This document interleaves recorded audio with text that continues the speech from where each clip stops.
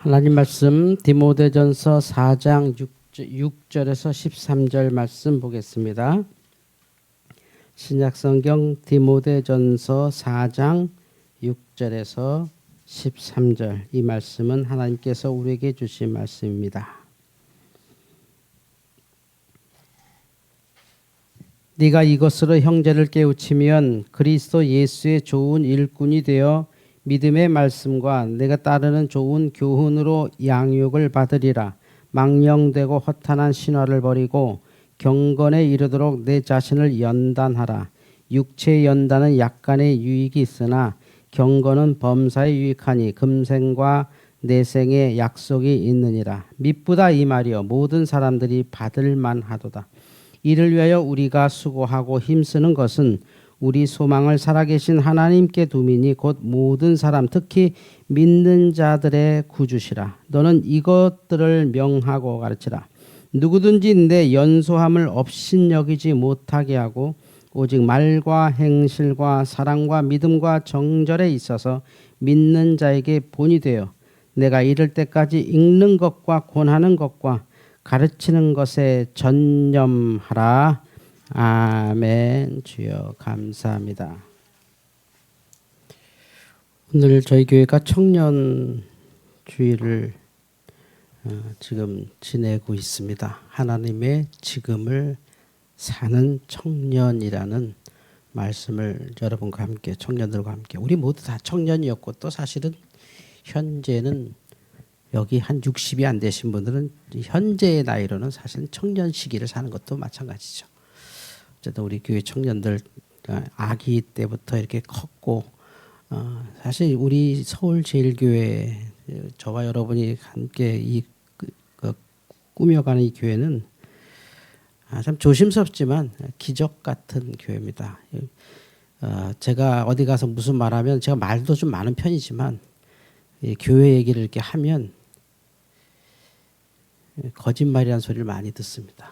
교회가 세워진 과정, 교회가 강남에 자리 잡은 과정, 또 교회에서 아이들을 키운 과정, 그리고 그 아이들이 어떻게 컸고 또 우리 성도들은 어떻게 이 작은 공동체에서 계속해서 이 교회를 유지하고 있고 이런 얘기를 쭉 이제 목사님들 만나면 그런 얘기가 주로 대화니까 뭐 그런 말씀 쭉 하면 많은 분들이 정말 그럴까?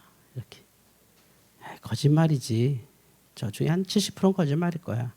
그래도 반은 거짓말이지. 그게 돼? 요즘 그런 교회가 있어? 뭐 이런 말씀을 참 많이 듣습니다. 제가 교회를 목회하면서 사실 저는 뭐 교회 개척에 대한 생각은 정말 추호도 없었습니다.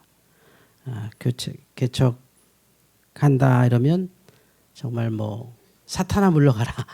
전도사 때 신학교에서 그때 뭐 교수님들도 그랬고 또 그 당시 우리 학교에 그 맹용길인가 이름도 까먹었는데 그 학장님 맨날 이렇게 수업 시간에 나 보고 김전사 무슨 장로님 따님이 그 간호사인데 한번 만나볼려? 뭐 결혼해야 되잖아 이렇게 얘기하면 아유 학장님이 소개해주면 제가 부담스럽죠. 찰 수도 없고 앉을 수도 없고. 그때 만났어야 되는데 만나지 않고 제가 어쨌든 차는 바람에 지금의 여자와 삽니다만 저는 그냥 개척 살 생각 없었어요. 그냥 조그만 교회 맡아서 그냥 착실하게 하고. 그러니까 사실 저는 비전도 없었고 뭐 대단한 자신감도 없었고 뭐 목표도 없었고 사실 그래요. 근데 그 목사가 됐어요. 그럼 목사는 왜 됐느냐? 그냥 부름 받았어요. 저는 급격한 회심을 바울처럼 받았거든요. 저는 하나님 음성을 정말 들었어요. 전 하나님께서 부르신 소리를 들었고 또 저는 봤어요. 저는 천국을 봤습니다. 그러니 뭐 하나님께서 천국 보여주셨고 봤고 또 하나님의 음성을 너무 뚜렷하게 들었고 뭐 생각으로 들었거나 마음으로 들은 게 아니라 지금도 그 소리가 울릴 정도로 소리가 너무 크게 들렸고 그래서 뭐 나는 하나님 일을 해야 되나 보다 이러고 이제 한 사람인데 그러나 뭐 제가 교회 다니면서 목사님은 저런 거구나, 뭐 집사님은 저런 거구나, 장로님은 저런 거구나 그거 몰랐고, 왜냐면 제가 기독교 집안에서 자란 것도 아니고 그런 배경도 없고 친구 따라 교회 가서 그냥 은혜 받아서 목사된 스타일이라, 교회에서도 뭐 사실 정확히 말하면 그 당시에 요즘 흔히 나쁜 말로 하면 그 당시에 저는 교회에서 찌질이었고 별로 눈에 띄지도 않고 뭐 작고 약했고 성격도 아주 좀 이렇게 아주 까랑까랑했고 뭐 선배들한테 대들고 막 이런 사람이었거든요.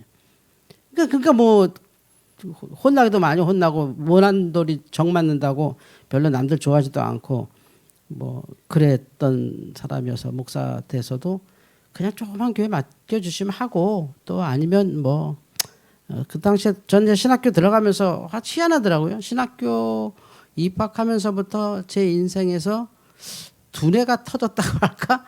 뭐 너무 재밌는 거예요. 뭐 책 읽는 것도 재밌고 뭐 그 두꺼운 책들이 하룻밤에 다 읽혀지고, 교수님들의 강의에서 거기 뭐 신라분스에 나오는 책들은 다 그래도 한 번씩은 이렇게 눈으로 읽고 지나갈 정도로 그렇게 좋았고 또 잘했고, 딸애는 꽤 잘하는 편에 속해서 뭐 교수도 되겠다 뭐 이런 생각도 갖다가 개척을 하는 음성을 듣고 했는데, 모델도 없었고 어떤 목사님처럼 돼야겠다, 어떤 교회를 해야겠다는, 저는 지금도 그게 없습니다.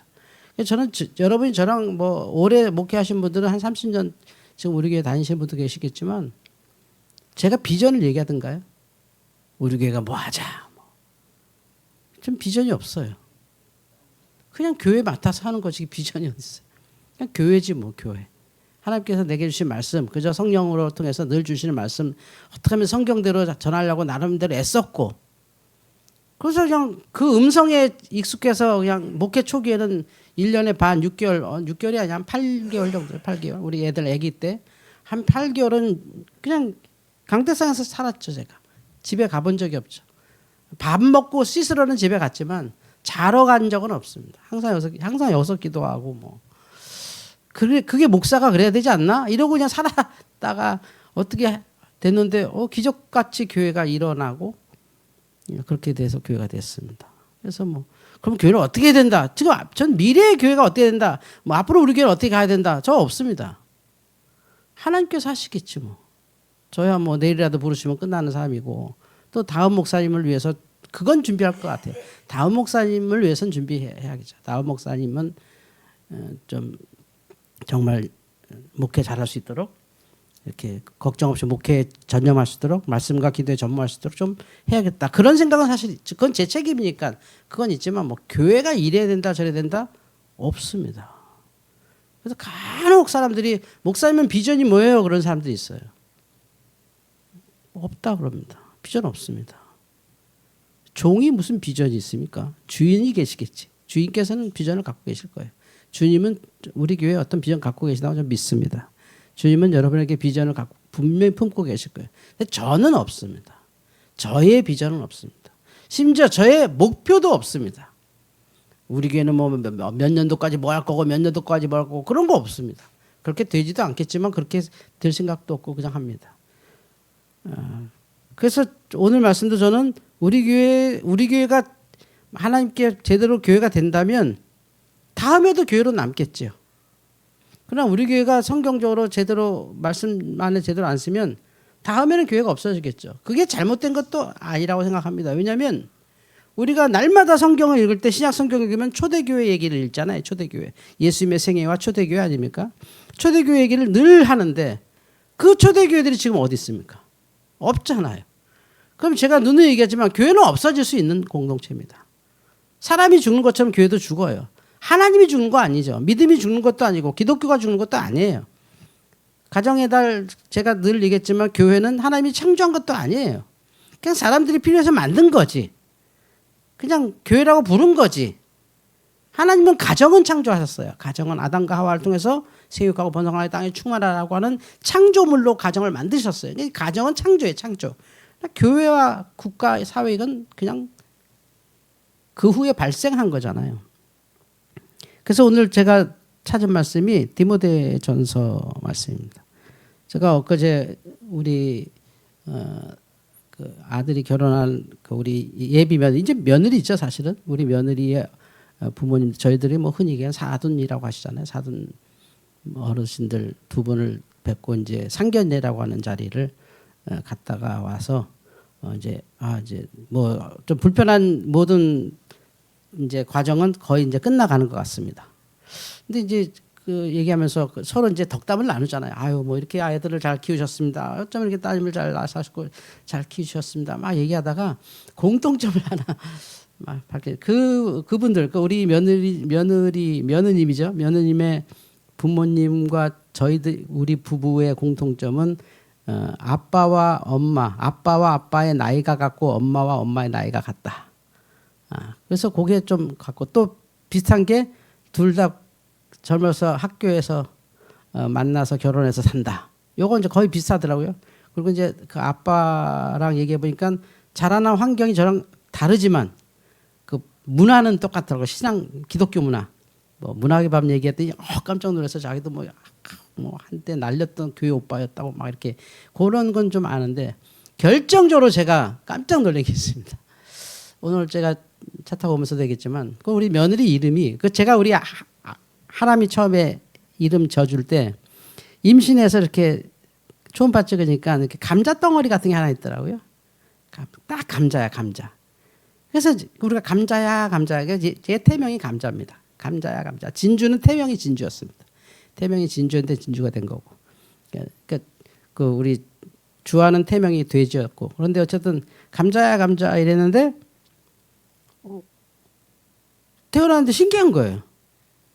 정말 내가 애를 낳을 수 있구나. 신기한 거예요. 신기한 거. 그래서 이름을 줘야 되는데 그때는 막 성경 읽기에 몰두하던 시대라 이게 디모데 이름을 줬어요. 디모데. 근데 김 디모데 이럴 수는 없잖아요. 그래서 디모데가 뭐냐면 바울의 영적 아들이거든요. 그래서 제가 이게 설교하고 내려오는데 제가 가장 요즘 여러분 뭐 에이 웃기는 소리 하지 마 그러겠지만 제가 젊었을 때 막 어디 교회 가서 막 설교하고 또 이렇게 부목사 사역할 때 막 저녁 예배 설교하고 내려오면 많이 듣는 얘기 중에 하나가 뭐냐면 목사님은 꼭 바울 같아요 이런 소리 많이 들었어요. 그래서 난 설교 잘해서 바울 같다는 소리인 줄 알았어. 내가 설교 그렇게 잘하는 게 아니라 바울이 자꾸 명들었었던 사람이잖아요. 자꾸 명든 모습 보고 제가 바울 같다는 얘기를 들었어요. 그래서 그 우리 아들은 그러면 바울의 아들은 없고 바울은 결혼 안 하고 그가 아들로 여긴 사람이 디모데입니다. 디모데. 영적 아들 디모데. 우리 아들 너무 귀하니까 좋은 이름 줘야지 해서 디모데인데 디모데를 바울이 부를 때는 디모데야라고 부르지 않았어요. 하나님의 사람아 하나님의 사람아 이렇게 불렀어요. 그래서 하나님의 사람 줄여서 하람 이렇게 했는데 이게 제가 나중에 굉장히 후회합니다. 얘한테 너무 부담스러운 이름을 줬다. 그냥 개똥이 소똥이 이게 난데 그냥 하람이 하니까 얘는 뭐 남이 불러도 그냥 목사 아들인데 이름까지 하람이니까 얼마나 부담될까 늘 미안한 마음이 지금도 있어요. 자기가 잘 극복하고 살아야겠죠 뭐. 근데 우리 며느리는 더 크더라고요. 우리 며느리 요한계시록에 나오는 예수님이더라고요. 그 이름 뜻이. 그 둘 다 제가 아까 하람이한테 차에서 야 우리 며느리 새별이는 이름 뭐래? 그러니까 부담스럽죠. 좋아하지 않는데 이름 자체는 예쁘니까 이름이 너무 예쁘니까 이름은 좋아하는데 그 뜻은 정말 싫어한다 그래서 둘이 똑같은 애들이 만났구나. 그냥 의협심 강한 믿음의 사람들 만나서 그 집안은 이제 영락교회 개척 멤버고 우리는 서울제일교 개척 멤버고 똑같은데 어쨌든 간에 뭐 그런 생각을 하면서 오늘 디모데 전서를 여러분과 함께 있습니다. 디모데는요 아버지는 로마 사람입니다. 대단한 사람이었어요. 아버지에 대해서 근데 얘기 많이 안 해요. 그 어머니와 외할머니는 정확히 나와요. 유니게와 로이스. 어머니 유니게, 외할머니 로이스. 이게 왜냐하면 이게 유태교의 정통한 그 자식 설명법입니다. 유태교는 유대인들은 네 아버지 누구냐 묻지 않습니다. 네 어머니 누구시니? 너희 외할머니는 누구시니? 모계 혈통이거든요. 신앙의 모계입니다. 어머니가 어떤 분이니? 근데 지금 보면요, 그게 맞아요. 제가 최근에 그 놀라운 그 현미경에서 이렇게 남자와 여자, 그러니까 난자와 정자가 만나는 장면을 제가 과학적으로 설명하는 그 유튜브로 본 적이 있는데 깜짝 놀랐습니다. 우리 생각에는 막 그 정자가 와 1등만 사는 더러운 세상 하면서 막 1등 되려고 막 뛰어가서 제일 먼저 간 애가 이렇게 생명을 이렇게 잉태한다고 믿었잖아요. 아닙니다. 그 많은 후보군 가운데 과학이 밝히는, 과학이 본 거죠, 직접. 본 거는 난자가 막 고릅니다. 가만히 있다가 아무리 1등을 와도 절대 안 받아줍니다. 그 중에서 제일 좋은 유전자라고 느끼는 거를 난자가 쫙 당겨버립니다. 난자의 사냥이라고 하거든요. 난자가 사냥하는 겁니다. 딱 너야. 여러분들 대단한 거예요. 어머니가 선택한 거예요. 남자들은 정말 쓸데없더라고요. 그거 보니까. 대단해요. 그게 성경적으로 맞아요. 어머니 윤희계 외조모 로이스 사이에서 철저한 유대인으로 태어났어요. 그런데 이 청년이 청년 시기도 아닌 10대 말에 바울의 2차 전도여행 때 만납니다. 기독교로 개종하죠. 이건 끔찍한 일입니다. 집안에서는.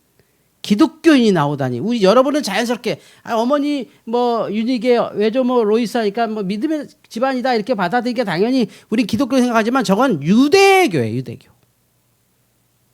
저기서 기독교를 확 바꾸는 거예요. 집구석 망한다 이 소리 듣는 거죠. 그래서 바울을 만나서 디모데가 과감하게 바울과 사역하는데 이때 나이가 많이 보면 20살, 작게 보면 17세, 그러니까 주후 60년쯤 되니까 그때로 추정이 됩니다. 그리고 나중에 이 디모데가 사역하는 나이가 그때가 한 30세 중반에서 많이 봐야 40인데 요 교회가 에베소 교회입니다. 제일 센 교회로 갔어요. 초대교회에서 제일 강력한 에베소 교회에 담임 목사로 갑니다. 저 젊은 사람이. 그래서 오늘 말씀에 나오지만 너의 연수함을 업신여기지 못하게 하라 할 정도로 그 당시에 기독교인이 됐다는 저 사람들은 대부분이 다 누구죠? 랍비였고 주님의 제자들이었고 주님을 본 사람이었고 어마어마한 사람들이 에베소 교회에 모이잖아요. 그 엄청난 지역이잖아요. 에베소가. 거기에 강력한 에베소 교회가 그 예루살렘 교회에 이렇게 먹여 살려준 교회거든요. 에베소 교회가 예루살렘 교회에다가 헌금을 계속 보내줘요. 먹을 거 없다고. 원래 교회는 그래야 되는 거예요. 에베소 교회 따로 있고 예루살렘 교회 따로 없는데 우리나라는 지금 그게 안 되죠. 자, 옆에 있는 저 교회나 우리 교회나 같이 이렇게 먹고 사는 게 맞아. 저 목사님 어려우면 우리 교회에서 도와주고 우리가 좀 힘들면 저 교회에서 도와주는 게 진짜 원래 교회가 그래야 되는데 요즘 그거 좀 안 돼 있어요. 구조적으로 나빠요. 그게 현대 교회의 병폐죠. 근데 에베소 교회가 엄청나게 헌금 들어왔거든요.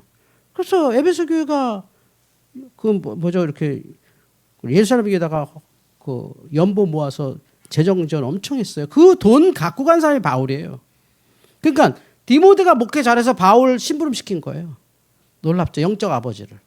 이런 단계에서 지금 우리 교회에 속한 청년들이 디모데처럼 우리를 능가하는 믿음이 될 줄 믿습니다. 바울의 책을 넘어가거든요. 디모데가. 바울이 엄청나신 분이지만 디모데가 이걸 했다는 거죠. 근데 저도 많이 알아봤는데 디모데의 아내의 이름이 등장하지 않습니다. 바울은 결혼 안 했죠. 근데 디모데의 아내의 이름이 등장하지 않은 건 두 가지 중에 하나인데 결혼을 안 했을 가능성이 많습니다. 바울의 영적 아들인데 바울이 결혼을 안 하는 사람이거든요. 약간 좀 거기에 문제가 있죠. 결혼 안 했어요, 바울은. 그래서 디모데가 결혼 안 했을 거라고 추정은 하는데 당시 초대교회 분위기에서 안 했을 가능성도 희박합니다. 저는 했었을 수도 있다고 보는데 그러면 그 외에 아내의 이름이 언급이 되지 않냐? 성경에서는 그 원리가 간단한 거예요. 언급할 필요가 없었거나 언급할 이유가 없으면 언급하지 않죠. 그래서 별로 그 아내는 있었다면 굉장히 존재감이 없는 평범한 자매였을 것이다. 뛰어나거나 이런 분은 아니고 그냥 평범한 자매를 아마 사모님으로 뒀을 거다 하는 생각을 합니다. 이걸 이제 현대적으로 제가 한번 여러분께 설명하면서 다음에 제가 그냥 한번 영상 하나 재밌는 거 있어서 한번 보려고 하거든요. 한번 틀어봐 주시겠습니까? 틀어봐야죠. 이게 안 넘어가요. 한번 틀어봐 주세요. 네. 제가 좋아하는 연예인은 아닌데 죽어라 사면해가지고 음식을 먹고 살 수 있는 거라면 죽으라 3년은 해볼만해. 근데 20대 3년이 너무 반짝반짝하고 소중하잖아요. 하루하루가. 아니 30대 40대 다 똑같아. 하루하루 나이를 보고 갈수록 가는 날짜가 달라오는데 내가 얼마나 하루하루가 소중하겠어. 나는 전 재산을 가지고 자기 나이로 돌아가라고 돌아가겠어. 나는 낭만을 싫어해. 낭만, 로망 이런 게 뭐가 중요해. 아니 공부를 열심히 하는데 뭐가 무기력해. 무기력한 거는 공부를 안 하는 게 무기력한 거야. 좋은 곳에 취업해봐야 그 놀던 애들이 다 대학교 때 로망, 낭만 찾던 것들이 이제 다 밑에 있구나라는 걸 이제 알게 될 거야. 취업 잘해서 돈 잘 벌고 내 로망, 낭만 즐기면 충분해. 그때 즐기는 낭만, 로망이 훨씬 더 좋을 수밖에 없지. 여유가 있으니까. 저 나이 때 즐길 수 있는 건 따로 있잖아요. 어렸을 때만 즐길 수 있는. 나중에 생각도 안 나. 어차피. 나중에 생각도 안 나요, 어차피. 거기에 청춘을 태우지 마십시오. 이 두 사람 집에 안 좋아하는 사람들인데 똑바른 소리 했더라고요. 나 이 사람 건방져서 싫고 이경규 씨는 우리 사모님 괴롭혀하고 싫거든요. 근데 어쨌든 우리 사모님 병원에 가서 한번 아주 굉장히 갑질을 했대. 그래서 별로 안 좋아하고 이 사람은 딱 봐도 굉장히 잘생기고 똑똑하고 공부도 잘해서 기분 나빠요. 어쨌든 내가 별로 안 좋아하는 연예인들인데 지금 교회가 이 말을 못하는 거 아니에요? 이게 다죠. 청년의 때는 준비하는 때가 아닙니다. 이게 완성입니다. 하나님은 저 자체로 이미 축복하셨고 저 자체가 완성된 겁니다. 그런데 우리는 막연한 비전을 가지고 지금 내 청춘의 때는 준비를 하는 때라고 세월을 허송세월해요. 틀립니다. 여러분, 청년의 때는 인생에서 가장 완성된 때입니다. 그 완성이 쇠락해져 갑니다. 사회적으로는 달라 보이죠. 나이가 있을수록 아무래도 결혼도 하고 뭐 이렇게 채워져 가는 거니까. 근데 사실은 하나님의 입장에서는 이 청년의 때에 가장 완성된 것입니다. 난 이거밖에 안 돼라고 생각할 게 아닙니다. 이게 가장 아까 이경희 씨 잠깐 얘기했지만 내 가진 거 다 바꾸라면 난 너랑 자리 바꾸겠어. 여기 이제 나오는 두 여자 청년이나 남자 청년 그러잖아요. 반짝반짝할 때 아깝잖아요. 왜 고생해요? 그래도 20대 때 즐겨야 될 게 있지 않습니까? 얘기하는데 여기 다 사신 분들이 알잖아요. 그건 아니야. 그 아까워. 니네 완성된 때야. 그때 뭐 좀 해봐. 지금 이 세상을 리드하는 흔히 얘기하는 리더자들. 쉽게 해서 요새 트럼프가 막 중국 왔다 갔다 해서 저는 요번에 좀 이상해요. 트럼프가 중국 가서 얘기하는 거 뉴스만 겉으로 보면 뉴스는 와 시진핑이 결국 트럼프에게서 대만을 뺐나 이런 느낌. 저 대만을 뺐고 이란 중재해 주나 뭐 이런 생각이 좀 드는데 어쨌든 뭐 그거는 역사가 되는 대로 되겠죠. 청년 때는 준비하는 때가 아니에요. 스펙 쌓을 때도 아니에요. 여러분 그 자체가 이미 성공한 거예요. 여러분 청년의 때보다 좋은 때 있어요? 내가 여러분이 뭐 하고 살아도 뭐 정말 괴로울 때처럼 보이지만 이때가 제일 잘 되는 거예요. 제일 축복된 때예요. 이때 하나님을 위해 사셔요. 디모데처럼. 뭐 나중에 쌓고 나중에 올라가고 경험하고 이제는 그럴 수가 없는 게 앞으로는 우리 5월의 가정의 달에서 여러분 분명히 아실 게 있어요. 여러분이 무엇을 아시고 경험하셨든 지금의 청년들에게 하는 모든 조언은 지금의 청년들이 순박해서 그 좋은 대로 산다면 망합니다. 여러분의 경험은 걸림돌이 될 거예요. 한 번도 살아보지 않은 세상을 이 아이들은 계속 살아가야 돼요. 그러니 제발 경험 따위 얘기하지 마세요. 야 이건 이래야 되지 않을까? 이건 이래 저래 얘기하지 마세요. 청년의 때는 완성된 때입니다. 자기가 살게 놔두세요. 뭐 알아서 해 이런 소리도 하지 마세요. 청년 디모데에게 드릴 말씀은 조건 없는 사랑입니다. 이 얘기 뭐냐면 지금 세상은 계산이 빠르거든요. 근데 절대 우리 기독교는 그러지 않아야 합니다. 정말 순전한 사랑을 뜨겁게 하십시오. 여러분 혹시 여러분의 집에 가정에 학생이 있거나 청년이 있다면 여러분 집에서 항상 그 아이들과 나눠야 될 때는 아들에게는 어떻게 여자를 꼬셔야 되는지 딸에게는 어떻게 논팽이를 꼬셔야 될지를 계속 가르치셔야 돼요. 최선을 다해 가르치셔야 돼요. 그 어떤 스펙보다 중요합니다. 정말 그 어떤 것보다 중요한 건데 다 크면 돼 이렇게 얘기했거든요. 안 됩니다. 되는 게 아닙니다. 지금 공부 잘하는 거 중요하지 않습니다. 지금 어떤 이성이 마음에 들어? 누가 좋아? 만나는 사람 누구 있어? 누구를 만나고 싶어? 그거에 대해서 끝없이 대화가 돼야 합니다. 그 청년의 때 가장 강력한 목적입니다. 남자와 여자를 만나는 이 사랑하는 관계로 만드는 인격이 뭐 대기업을 다니고 의사가 되고 이것보다 훨씬 막중한 축복입니다.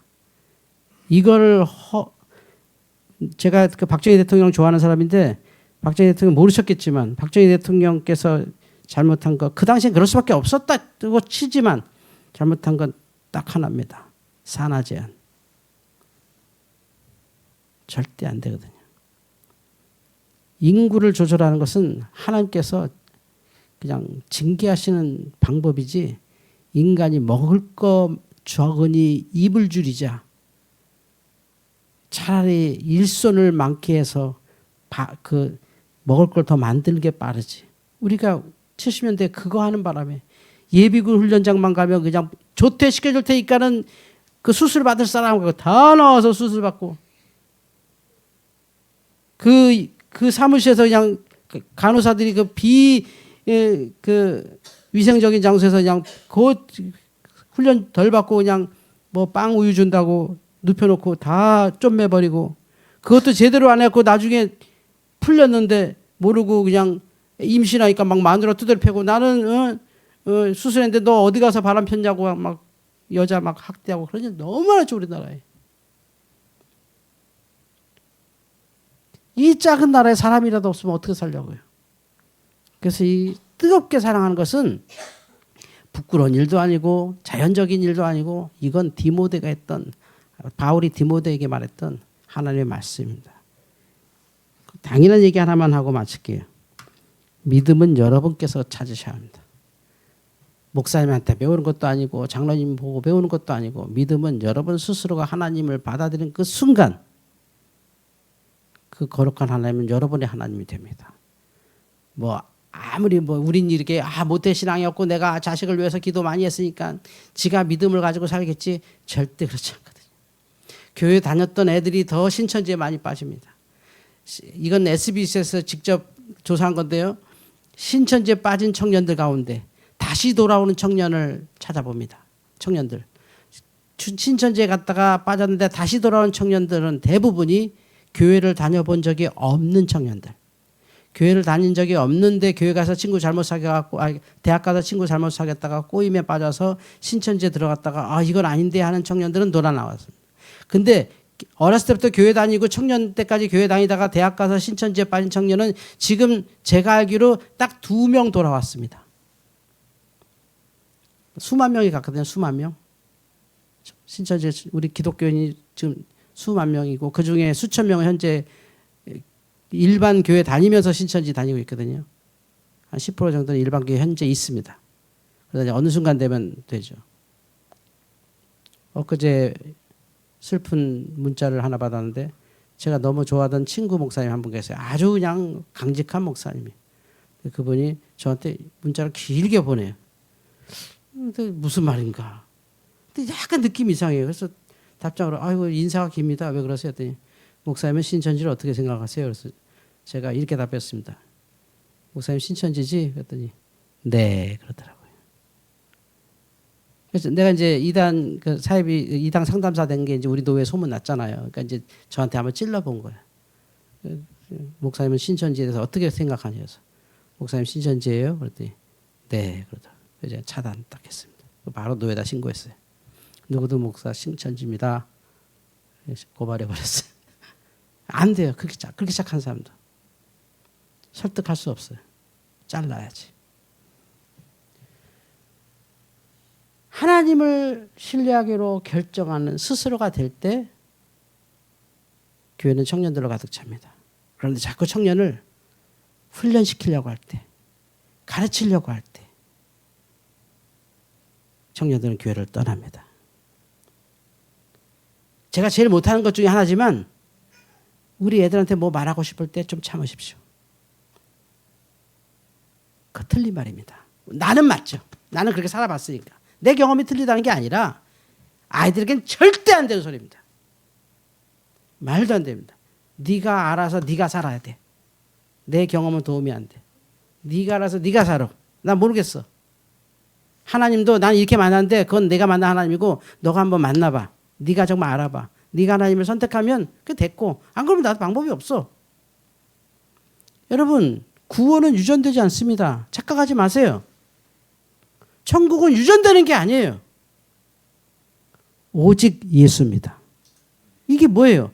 얘네들이 예수 믿어야 구원받는 거지 무슨 목사 되니까 구원받고 장로가 되니까 구원받고 없어요. 그런 거 없어요. 목사 되니까 구원받을 기회가 열리고 없습니다. 목사 되니까 하나님 만날 수 있는 장소에 많이 노출되고 그렇지 않아요. 장로가 되니까 그래도 좀 신앙의 것을 많이 보고 살아서 아니라니까요. 그게. 가정은 가정인 거지. 교회는 교회고. 이걸 인정하지 않으면서부터 지금 한국교회가 이렇게 어려워지는 겁니다. 청년들을 자꾸 어떻게 가르치려고 하지 마세요. 그냥 기도하시고 네가 하나님 만나봐라. 거기에 답이 있습니다. 결론입니다. 내 연수함을 업신여기지 못하게 하라. 업신여기라는 말은 무시당한다는 뜻이 아닙니다. 스스로 아직 멀었다고 과소평가하지 마라 이 소리입니다. 청년 여러분, 오늘은 미래를 연습하는 날이 아닙니다. 지금 이 시간이 하나님께서 역사하시는 시간입니다. 기도하겠습니다. 하나님 아버지 감사합니다.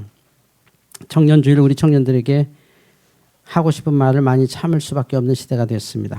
그 말을 했다가는 오해하고 또 정말 잘못되니까 우리처럼 살아서는 안 되고 우리가 실패한 것을 바꾼다고 다시 잘 되지도 않으니까 오직 디모데처럼 바울이 그 모든 목회를 그냥 다 맡겨버렸던 것처럼 네가 해라. 나는 네 심부름하겠다. 그런 자세로 디모데 키운 것처럼 우리 청년들이 스스로 살게 하시옵소서. 예수님의 이름으로 축복하며 기도하옵나이다. 아멘.